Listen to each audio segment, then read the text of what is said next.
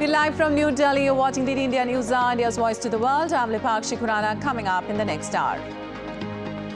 US President Biden speaks with Israeli PM Netanyahu, discusses Israeli military's objectives in Gaza and importance of securing the release of all remaining hostages. India's swift action after attack on merchant ship sends ships to rescue vessel with 20 Indians. Amid widespread protest, Argentina president calls to hold special session over economic reforms.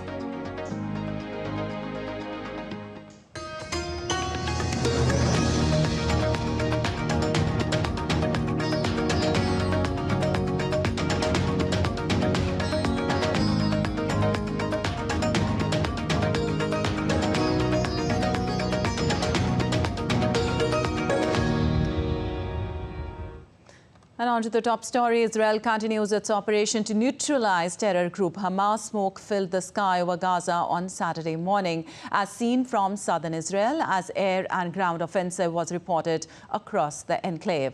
Israel says 140 of its soldiers have been killed during this operation against Hamas terror group since it launched its ground incursion on the 20th of October.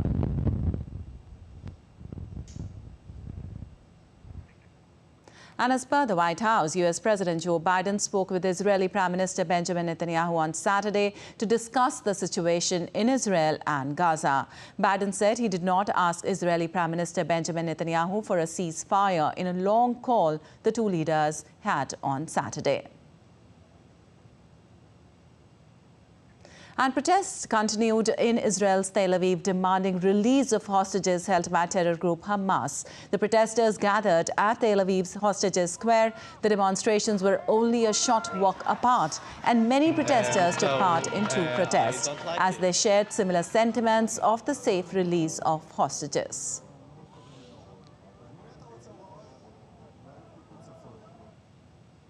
Meanwhile, Israel's defense ministry has released a video on Saturday which shows Israeli Defense Minister Yoav Gallant and Emergency Minister Benny Gantz visiting troops deployed in northern Gaza. Israel is battling Hamas terrorists in its fight against terrorism.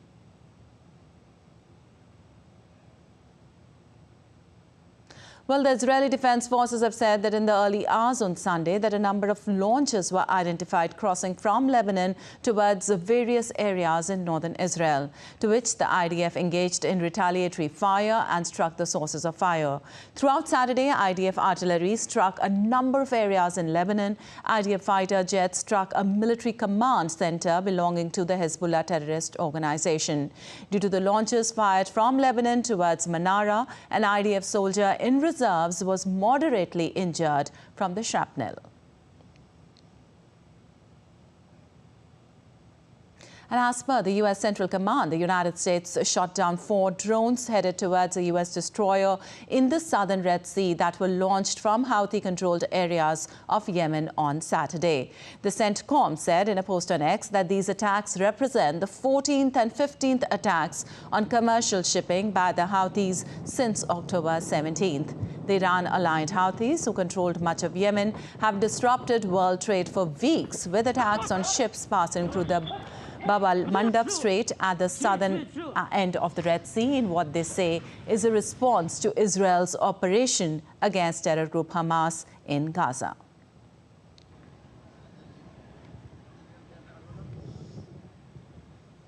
And former TV journalist Yekaterina Dontsova, who announced that she would go against President Vladimir Putin, was disqualified on Saturday as a candidate for Russia's next presidential election. Members of the Central Electoral Commission voted unanimously to reject her candidacy, citing numerous violations in the papers she had submitted in support of a bid. Dontsova had applied to the Electoral Commission to be registered as a candidate just 3 days earlier. The Russian politician said she would challenge the decision in the Supreme Court, calling it unjustified and undemocratic. Also, in a separate development in Russia, Boris Nadezhdin, an opposition politician who had been critical of Vladimir Putin and his special military operation in Ukraine, was put forward as presidential candidate owned by the centre-right Civic Initiative Party. The party said he planned to register with the Electoral Commission on December 25th. Putin's best-known opponent, Alexei Navalny, is serving prison sentences totaling more than 30 years, and his supporters say they do not even know where he is, after they were told he had been moved from his previous penal colony earlier this month. An update on Russia-Ukraine conflict now. Russian shelling and drone attacks struck the southern Ukrainian region of Kherson on Saturday, killing 1 person and injuring 7. Russian forces also shelled a power station closer to the front lines in eastern Ukraine, injuring 5 workers and knocking out electricity to the town of Kurakovo. In the east, Russian shelling of a thermal power station in the town of Kurakov injured 5 workers and triggered a power cut. The General Staff of the Ukrainian Armed Forces said Ukrainian forces had repelled 2 attacks in Kurakov and more assaults on the nearby town of Avdiivka.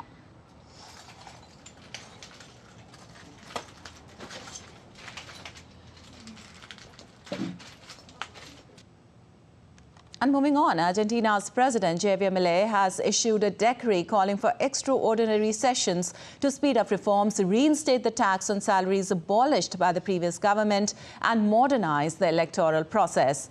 Milei, who took office in early December, sent the decree to the legislative body late on Friday for bills to be discussed from December 26th to Jan 31st. Congress is in recess, with sessions next scheduled for March. Earlier this week, Milei proposed more than 300 measures to deregulate the South American country's economy, including eliminating price controls and bureaucracy to help promote industrial activity. Argentina is mired in a prolonged economic crisis with triple-digit inflation, negative reserves, a rapidly depreciating peso currency, and over 40% of population living in poverty. And Taiwan's defense ministry said on Sunday that over the previous 24 hours, it had detected 8 Chinese fighter jets crossing over the median line of the Taiwan Strait. The ministry has also reported a Chinese balloon in the strait. It said the balloon was spotted after crossing the median line late on Saturday morning. In February, the United States also shot down what it said was a Chinese surveillance balloon. Taiwan has repeatedly complained of Chinese military activity around the island over the past 4 years.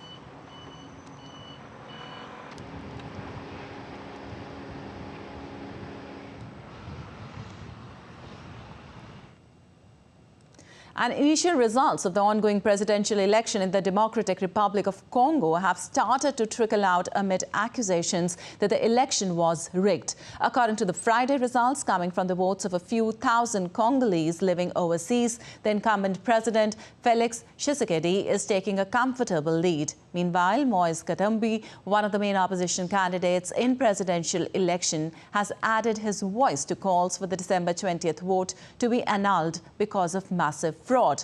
According to the official electoral calendar, provisional results are expected on December 31st, and the president-elect will be sworn in on January 20th next year.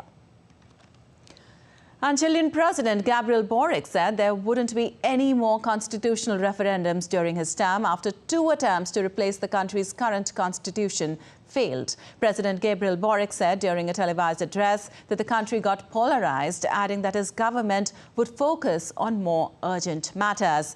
With 99.65% of ballot boxes tallied, Chileans rejected a new text that sought to replace the current constitution that dates back to the Augusto Pinochet dictatorship. Many Chileans have voiced mistrust and disenchantment with the process after years of polarization and political infighting. Our Republican presidential candidate Vivek Ramaswamy pledged to pardon all peaceful protesters that took part in the events of January 6th attack on the U.S. Capitol in 2021. At the Turning Point Action Conference, Ramaswamy said the attack looks not just like an intelligence failure, but an intentional intelligence failure. According to a polling and analysis website, Ramaswamy has the support of 4% of Republican primary voters, while Trump is in the lead with roughly 63% of support.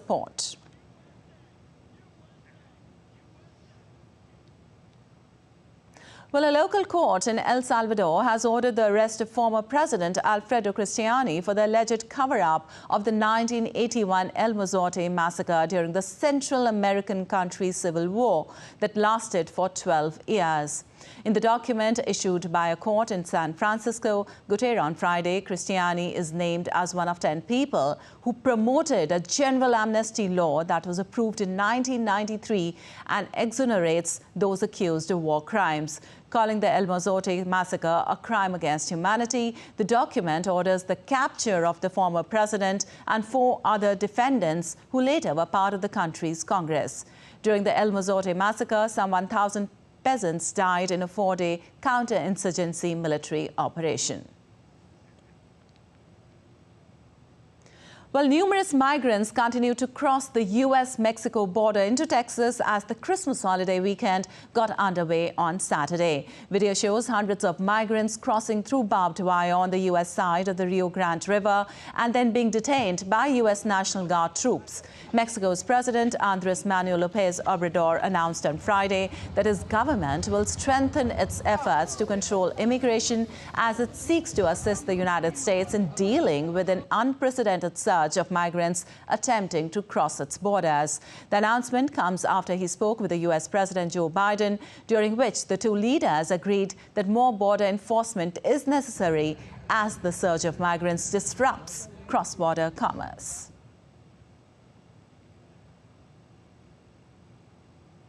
And moving on, Venezuelan migrants crossing through the northern Mexico's Coahuila state on Saturday said Mexican authorities were not harassing them.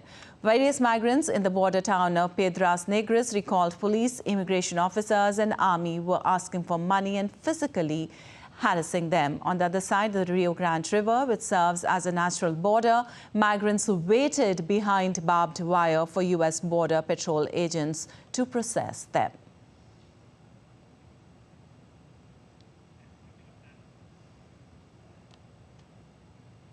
And still to come on DD India News Hour.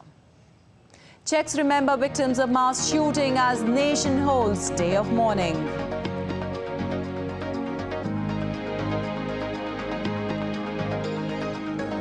Heat blankets Australia fuels bushfire.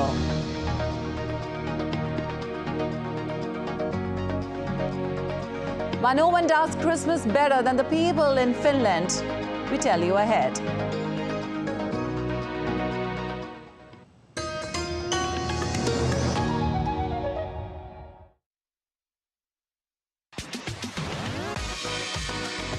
India that invents. India that innovates. India that excites.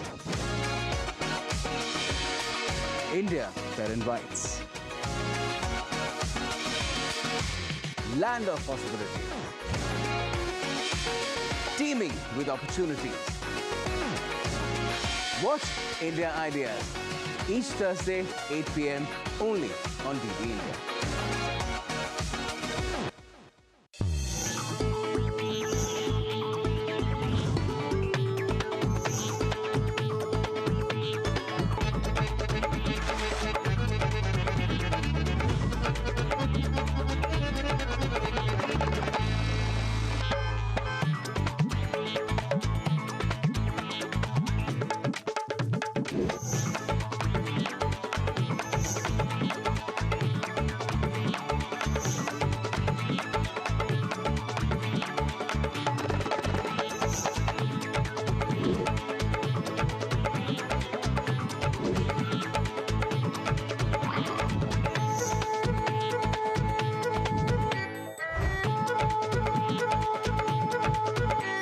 Welcome to Jaipur.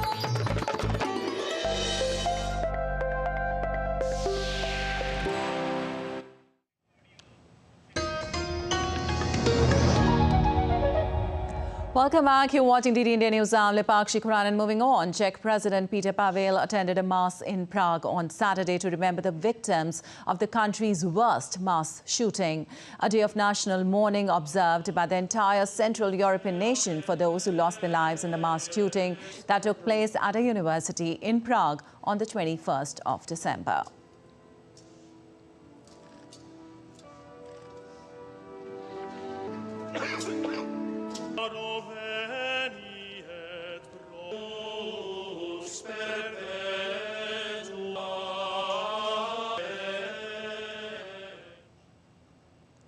Well, flags were flown at half-mast on the official buildings across Czech Republic as the country mourned the victims of Prague University shooting. Bells rang across the Czech capital as rain pelted hundreds of candles and flowers laid in tribute to the victims as mourners stood in silent tribute for a minute. Czechs at the memorial outside Charles University said a minute of silence for the victims was a strong and powerful moment as they never had such experience before.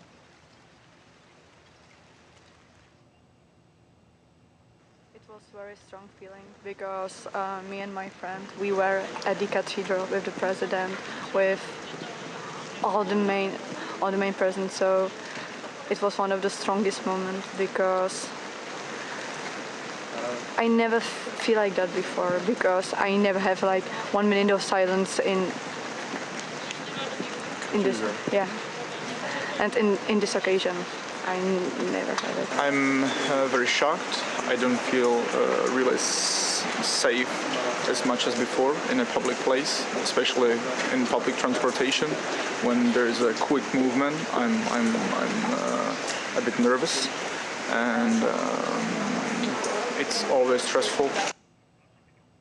Well, the Burundi government said that gunmen killed at least 20 people and wounded 9 others near Burundi's western border with the Democratic Republic of Congo on Friday. The attack is claimed by the Red Tabara rebel group on social media platform X. The people killed in the incident involved children, pregnant women and a police officer. Red Tabara has been battling Burundi's government from bases in eastern Congo since 2015. It has also claimed to attack country's international airport in September.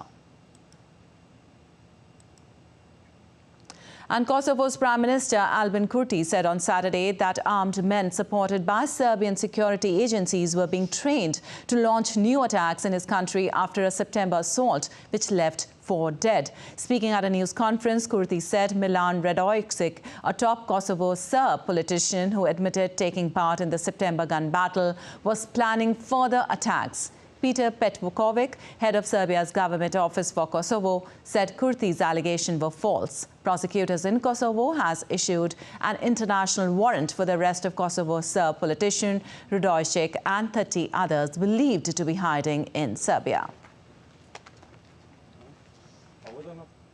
And back home, India's External Affairs Minister Dr. S. Jaishankar has expressed grief over the passing of Ambassador Hans Dannesberg of the Dominican Republic. He has posted on social media platform X, and I quote him, "Deeply grieved to learn of the passing away of Ambassador Hans Dannesberg of the Dominican Republic. He was an extraordinary friend of India and of so many of us personally.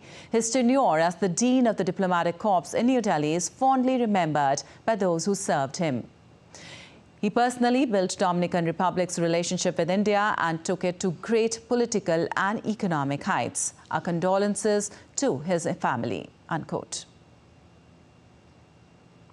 Well, weather in Hong Kong became even more chilly as residents faced a combination of cold temperatures and occasional showers. Urban areas recorded temperatures as low as 6 degrees Celsius on Saturday morning. Tai Mo Shan, the highest peak in Hong Kong, saw temperatures drop below freezing point to minus 0.6 degrees. The observatory issued a special notice for motorists and pedestrians to be careful of slippery ground in elevated areas owing to possible ice formations. Residents are reminded to avoid staying on high ground and open areas for extended periods of time. The chilly weather is forecast to continue throughout the Christmas holidays. And with weather extremities gripping the world, large swaths of Australia on Sunday sweated through heat wave conditions as authorities warned of a high bushfire risk in many parts of the country's vast Western Australia state. The nation's weather forecaster on Sunday issued heat wave alerts for the state and neighbouring Northern Territory, warning temperatures in some regions could hit around 45 degrees Celsius. In Western Australia, more than 20 bushfires were burning on Sunday. State authorities on Sunday have warned of a high fire danger for many parts of Western Australia.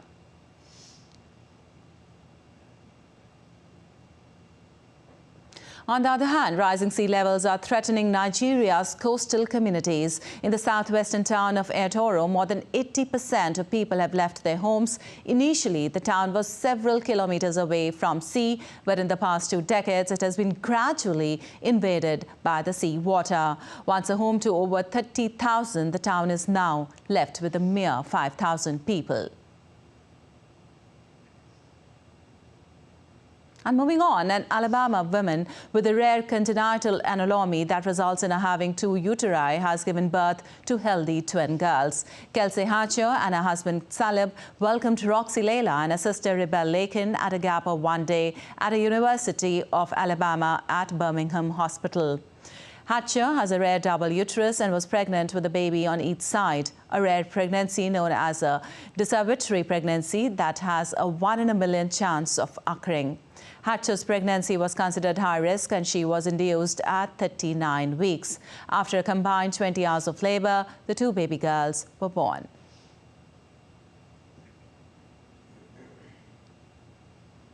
And U.S. travelers headed to airports and train stations for the Christmas holidays. The airlines are prepared for a busier holiday travel season than last year, when storms caused thousands of flights to be cancelled and traffic to pile up. According to the American Automobile Association, at least 115 million people will drive 50 miles or more during the holiday season till January 2nd next year. This indicates a 2.2% increase in domestic travelers over last year's holiday season and the second highest year-end travel projection since 2000. Well, lab-grown diamonds have grown in popularity over the past several years and have become a viable choice for customers worldwide when shopping for diamond jewelry. More in our next report. Lab-grown gems have become popular over the past few years and are now a viable choice when shopping for jewelry. A London designer dealing in these gems finds them perfect. She says that they are a unique blend of science and art. I think working with laboratory-grown diamonds and laboratory-grown color stones for me really brings a glimpse into the future of what fine jewelry looks like, because I think it is about a celebration of science and art together. It is a chemical process that takes around 10 weeks compared to billions of years to form naturally.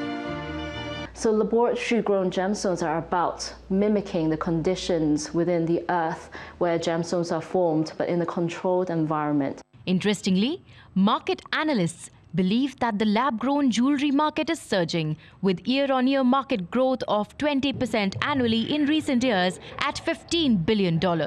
Lab-grown diamonds are a new product that are seeing a great deal of demand in the U.S. market. They represent about 85% of sales globally are in the United States. And in the past year, in terms of total lab-grown jewelry sales, we saw a 55% rise over last year.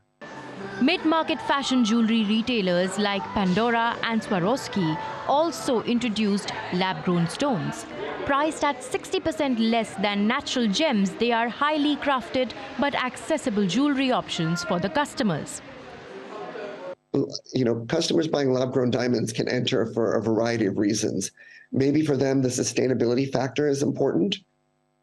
Maybe it's the price-value equation, right?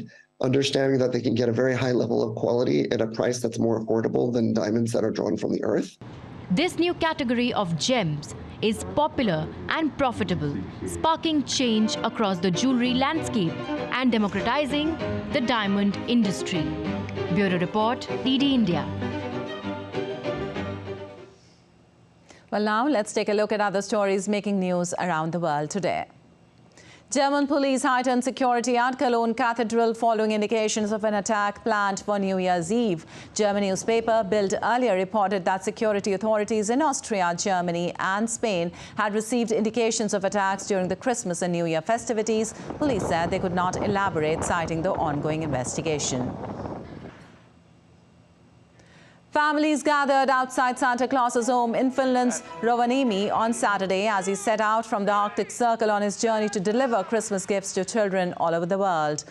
Before boarding his sleigh, Santa called for people to focus on children's well-being and to live in peace together after a stormy year. At the moment, there are too many children around the world. Around 100 actors and musicians are staging a performance recreating the birth of Jesus Christ in a cave in Slovenia. Visitors can watch the story told in 16 scenes strung along 5 kilometers underground in Postojna cave.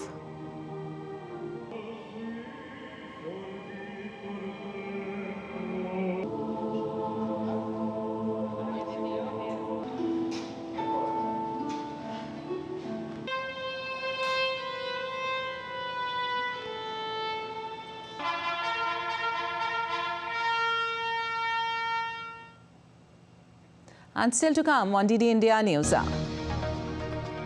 Floodwater starts receding in the southern Indian state of Tamil Nadu.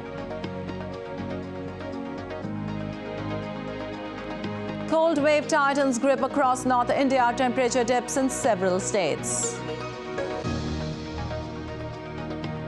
And India's Christmas traditions are unique from Kerala to Meghalaya.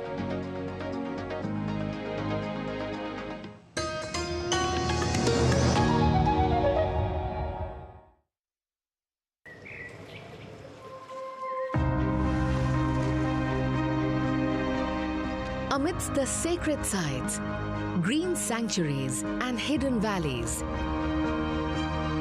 discover a new you in Uttarakhand.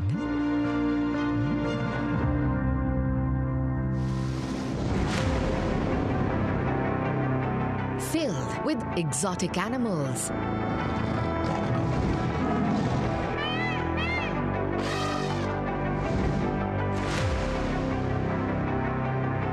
sweeping landscapes,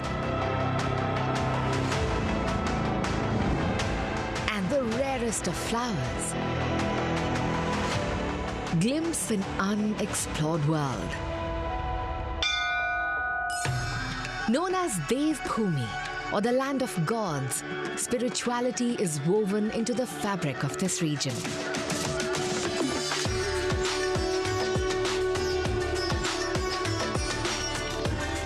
Renowned as the yoga capital of the world, Uttarakhand is a complete experience for the body and soul. Coupled with panoramic vistas, towering peaks and snow-capped summits, its hill stations are exciting hubs for adventure. With a surge in tourism, plus emergence of industries, Uttarakhand has turned into an epitome of development.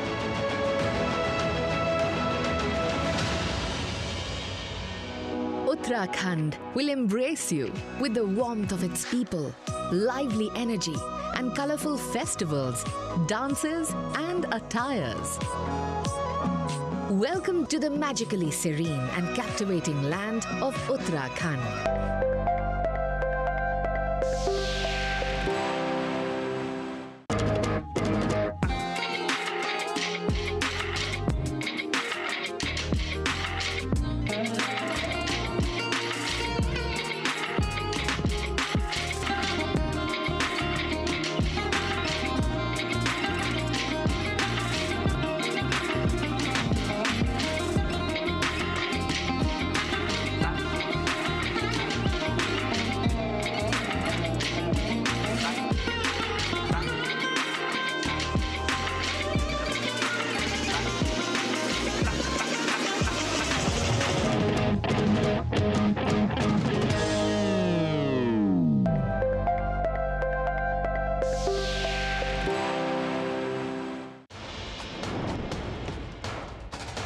Wherever news breaks, whatever it takes. Connecting corners, cutting across continents. Stories that matter from across the globe. Accurate, authentic journalism that serves you right.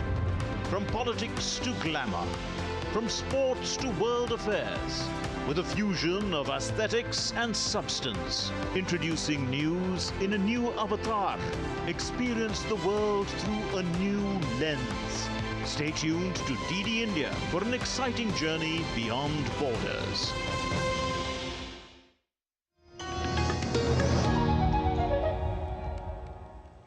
Welcome back. You're watching DD India News. I'm Lipakshi Kunal, and time now for a quick recap of the headlines.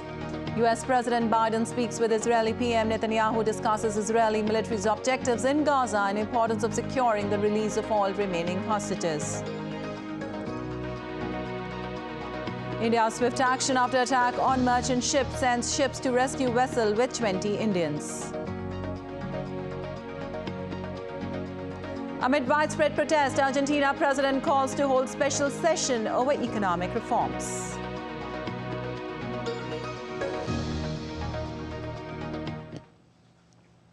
And moving on, a merchant ship MV Chem Pluto was reportedly attacked by a suspected drone strike on aerial platform in the Arabian Sea. The ship caught fire after the attack. The Indian Coast Guard ship ICGS Vikram, deployed on patrol of the Indian Exclusive Economic Zone, rescued the merchant vessel. The vessel was carrying chemicals from Saudi Arabia's Jubail port to Bangalore, India. After the rescue by Indian Coast Guard, the vessel has started moving towards Indian city of Mumbai and will reach the coast by early hours of 25th December. All crew members are safe, which includes around 20 Indians. Indian Coast Guard is escorting the ship during its passage. And V. Muralidharan, the Minister of State for External Affairs of India, participated in a community event in Fujairah, UAE, where he aimed to address and evaluate the diverse challenges encountered by the Indian diaspora. The gathering brought to the forefront various concerns expressed by the community, including passport tatkal issues, implementation of Aadhaar cards for non-resident Indians, among others. In his address, the Indian minister touched upon the significance of recent legislative changes, citing them as essential steps towards achieving the vision of a developed India. The minister had earlier visited the Indian consulate at Dubai on a 2-day trip to the UAE and conducted a comprehensive review of all consular issues. During this visit of UAE, last 2 days I have been interacting with the representatives of the Indian community and also with the officials in the consulate. Prime Minister Narendra Modi ji has been always putting across the point that the government of India is there for the welfare of every Indian, wherever he stays. So in that context, making the life of every Indian community member in UAE, making their life better, the welfare of those Indian members of the diaspora, the community's efforts are being supplemented by the government, and the consulate has been making all efforts to see that those issues are solved. An Indian Minister of State Science and Technology, Dr. Jitendra Singh, stated that Indian women are increasingly assuming leadership roles in every sphere of life and every profession, moving away from a long-held participatory role. He said the women have arrived, which is evidenced in their role that has powered India's Chandrayaan mission. The minister was speaking at a symposium themed Women at Workplace, Issues and Challenge at Government Degree College, Kathua in Indian Union Territory of Jammu and Kashmir. Calling upon the youth to benefit from the enabling schemes provided by the Indian government, he advised them to realize their aspirations and soar higher. Stating that the youth are living in the best of times, he asked them to make judicious use of technology. The minister also asked the students to realize Indian Prime Minister's vision of a developed India by 2047. Well, across India, transformative movement is gaining momentum. The Viksit Bharat Sankalp Yatra, the largest ever outreach initiative of Government of India, is bringing the promise of empowerment and a brighter future to the doorsteps of all Indians. The Yatra reaches in the Balrampur district of Uttar Pradesh, where the villagers participated enthusiastically in this program. Along with knowing about the public welfare schemes of the central government, they also availed benefits. People also took the Viksit Bharat pledge to make India developed by 2047. A hockey match was also organized during the event.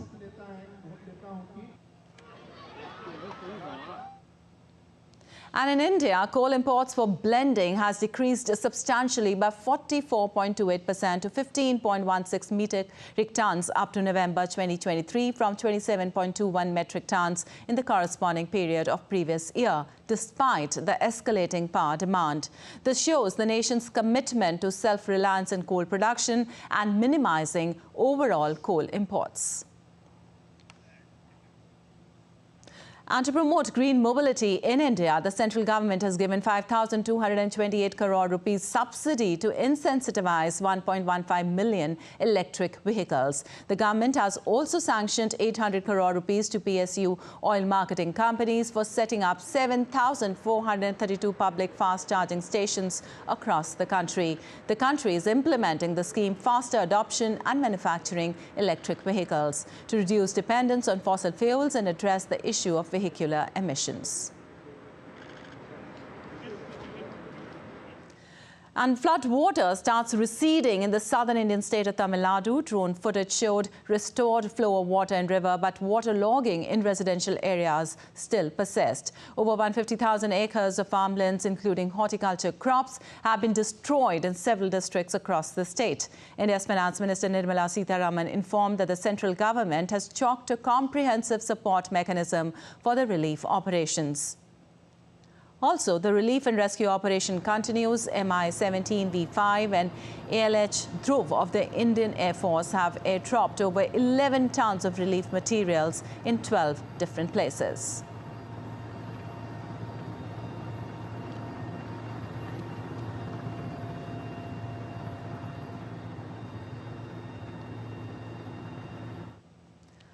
Meanwhile, around 1,000 cusecs of surplus water was released from Manimuthar Dam into Thambibirani River in South Indian state of Tamil Nadu as the dam reached its full capacity last night.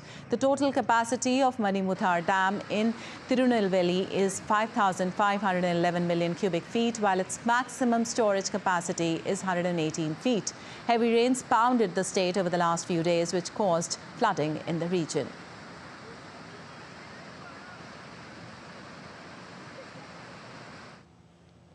Well, moving on, in the Indian Union Territory of Jammu and Kashmir, the army on Saturday announced full support and cooperation in investigations in the death of 3 civilians in a terror attack in Poonch district. 4 Indian soldiers were martyred and 2 others were injured, while the administration announced compensation and jobs for dependents of the deceased. Mobile internet services were shut down in twin border districts of Rajouri and Poonch, even as the situation remained peaceful.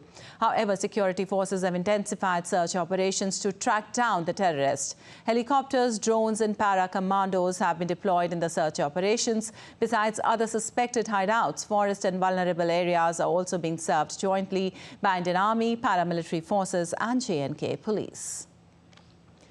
Well, a retired police official has been killed by terrorists in Baramulla in the Indian Union Territory of J&K. In a post on social media platform X, the Kashmir Zone Police said that the retired officer was shot dead while offering morning prayers at a mosque. The police said the area has been cordoned off, while further details are still awaited.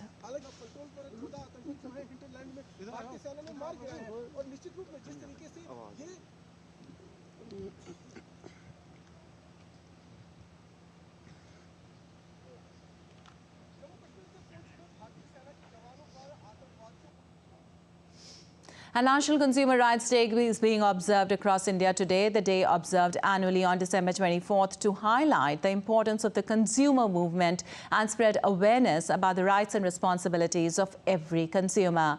On this day, the Consumer Protection Act 1986 was enacted. The Act aims to provide consumers with effective safeguards against different types of exploitation, such as defective goods, deficiency in services, and unfair trade practices.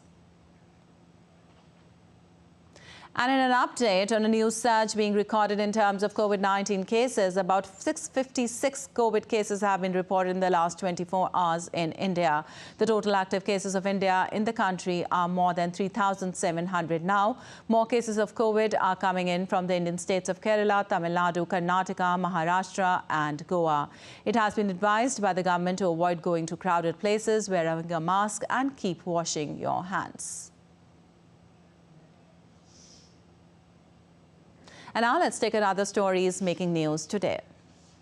Organic revolution in the northeastern India is building a sustainable future. Over 170,000 hectares of land in the India's northeastern region now flourishes under organic farming. More than 180,000 farmers have been benefited by this. The number of farmers producer organizations have also touched 379, and 7 organic brands have also formed from the northeast region, which are selling their products worldwide. The ongoing 11th edition of the Northeast Festival in Delhi is transforming into a vibrant cultural hub. Running until December 24th, the 3-day extravaganza showcases the diverse cultures, cuisines and creativity of the Northeast region of India. The festival features a captivating symphony of folk dances, a dynamic fashion lineup, a bustling festive bazaar, a creative Northeast art zone and an entertaining open mic session. As winter tightens its grip in North India, a thin layer of fog was seen in the capital city of Delhi on Saturday. The regional meteorological department has forecasted clear sky during the day with moderate to dense fog during morning and night. On the Christmas day, the city can witness mist or shallow fog. And as the whole nation awaits the inauguration of the Lord Ram Temple in Indian city of Ayodhya, the auspicious moment for the consecration has been officially scheduled for 22nd January 2024 at noon. The auspicious timing, known as Abhijit Muhurat, has been carefully chosen to mark this historic event. The consecration ceremony is set to commence at 12:30 p.m. Indian Standard Time, precisely during the auspicious Abhijit Muhurat, and is expected to last for a symbolic 84 seconds.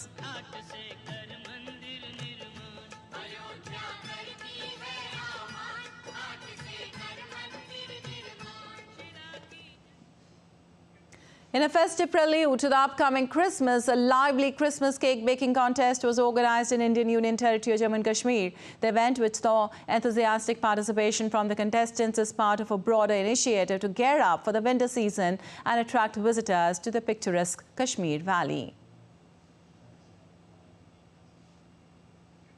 Christmas festivities have started early in the northern eastern state of Mizoram. Streets and markets across the capital city of Aizawl are flooded with revelers enjoying the holiday season with friends and family members.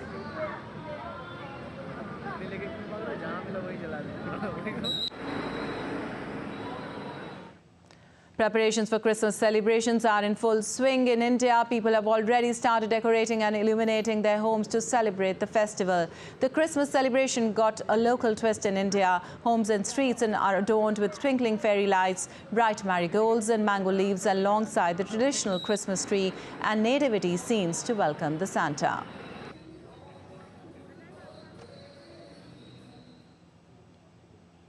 And still to come on DD India News Hour. Indian batter Ruturaj Gaikwad ruled out of Test series. Why? We tell you ahead.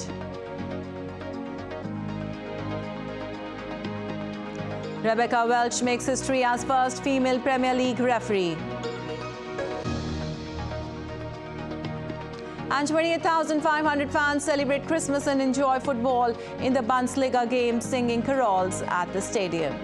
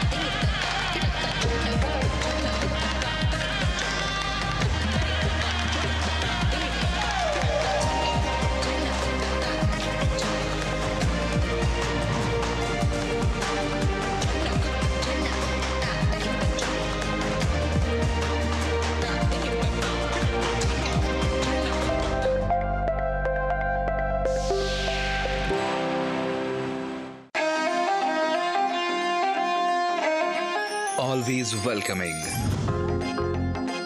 The vibe of Punjab is larger than life.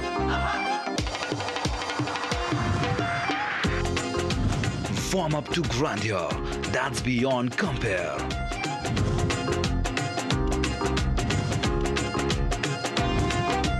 And history that's dotted with tales of bravery. Smiling soul of India, where music, art, cuisine and culture comes together to create an unforgettable impression. Punjab is all set to win your hearts with its unique and colorful extravaganza.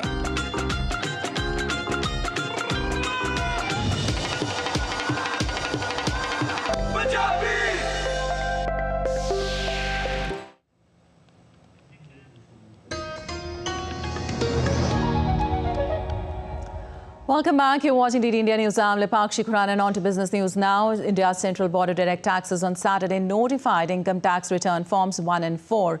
In a post on X platform, the Income Tax Department announced that the board has notified ITR forms 1 and 4. The post also highlighted that the other ITR forms will be released in the due course. The announcement on the social media platform was made soon after a notification on Friday was released to this effect. The forms are meant for the assessment year 2024-25. This means assessors can use these forms to file their tax returns for financial year 2023-24.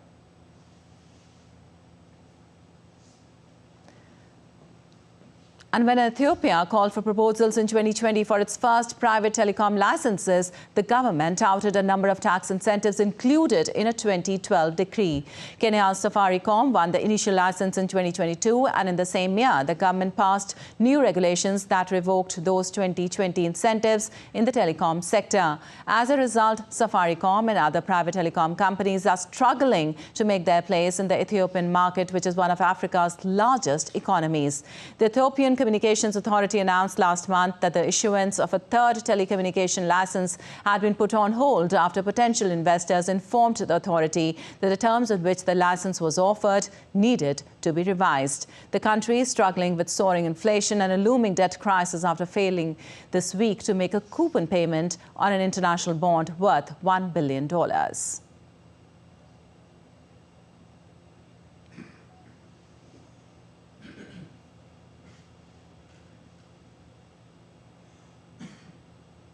While you're watching DD India News, our time now for some sports news. Indian batter Ruturaj Gaikwad has been ruled out of Test series against South Africa after he suffered an injury to his right ring finger while fielding in the second ODI against Proteas. The BCCI said he will report to the NCA for further management of his injury. The men's selection committee has named Abhimanyu Iswaran as his replacement.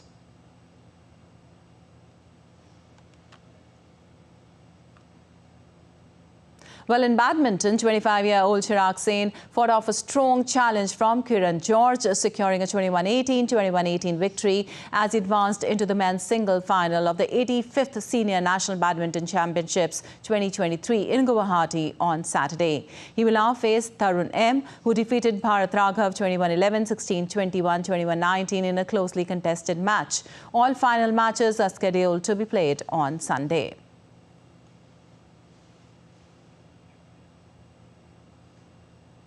And Tottenham Hotspur ended Everton's excellent Premier League run with a typically entertaining high-risk reward 2-1 home victory on Saturday that capped their own impressive December and took them back into the top four.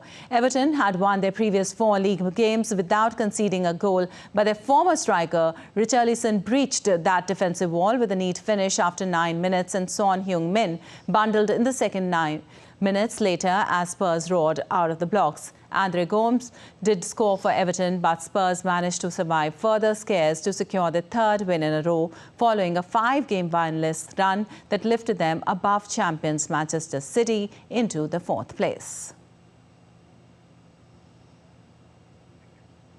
And on to soccer now. The English Premier League got its first female referee on Saturday. Rebecca Welsh made the first female referee to officiate a Premier League match between Burnley and Fulham on Saturday. Burnley claimed a shock 2-0 victory away at Fulham with second-half goals from Wilson, Odobert and Sander Berge. Welsh booked 3 players in the match, which passed off without any major incident or referral to VAR. Welsh had previously been the first female referee to officiate an English Football League match in 2021 and a Men's FA Cup the last year. Welsh, a 40-year-old from Washington in northeast England, was working for the National Health Service when she began her refereeing career in 2010.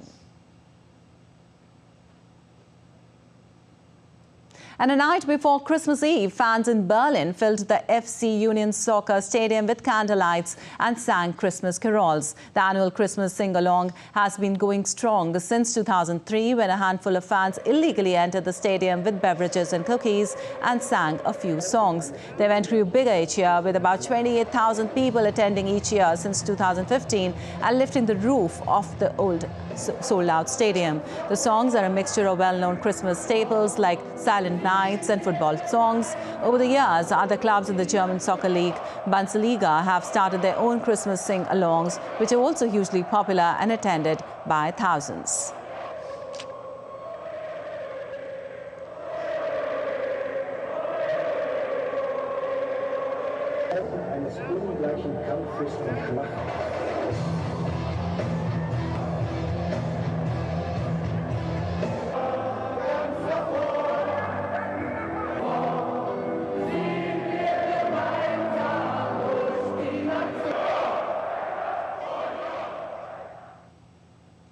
And now let's take you to France, where Christmas came early for the animals at Beauval Zoo in Metz. The zoo's famous pandas received their favorite bamboo stalks, while the orangutans got lettuce and other treats for the occasion. Zookeepers also built a snowman made of ice with a carrot for a nose, to the delight of the red pandas.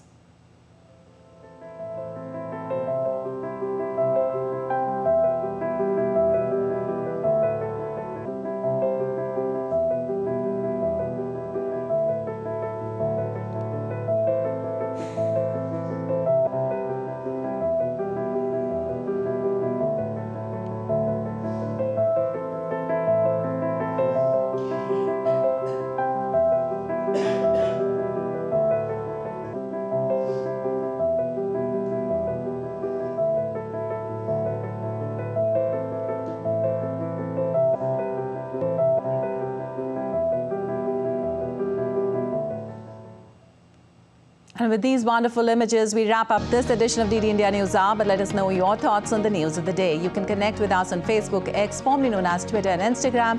We'll be back with more news as it breaks here on DD India. I'm Lipakshi Khurana from all of us here in Delhi. Thanks for watching DD India News Hour.